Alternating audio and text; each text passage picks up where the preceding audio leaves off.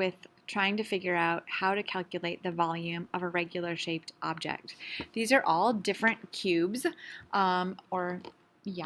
cubes or 3D rectangles. They don't have any length, width, or height attached to them, but they are empty so that we can practice. I'm going to try and use some small numbers so we can make sure that each one of you are able to do this with mental math. Okay? So really you need three numbers. You need a length, a width, and a height in order to calculate volume. So let's say this length is 2.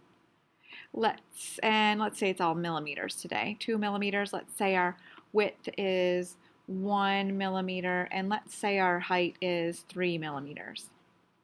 So you have to multiply length times width times height. 2 times 1 is 2 times 3. 2 times 3 is 6 millimeters. Okay, let's do another one over here. Our length looks like 10 millimeters, and our width looks like it could be about 5 millimeters, and our height probably, I don't know, 2 millimeters. We're not actually measuring these, I'm just making up the numbers, right? So 10 times 5 is 50, times 2 is 100, so our volume is 100 millimeters. Don't forget to add the little cube at the top.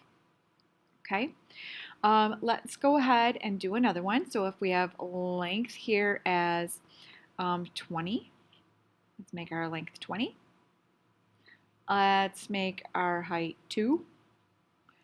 And let's make our width 1. I'll give you a minute to do the math.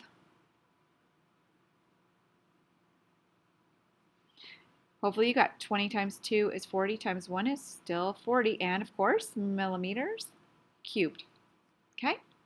All right, let's do another one. How about this one? 10 and 10 and 2. Hopefully you got 10 times 10, which is 100, times 2 is 200. And of course that would be millimeters cubed. Okay? All right, see how easy these are to kind of put together? All right, so here's another one. Let's say our height is 5. Our length could be 5, looks about the same, and our width could be 2. 5 times 5 is 25, times 2, 50.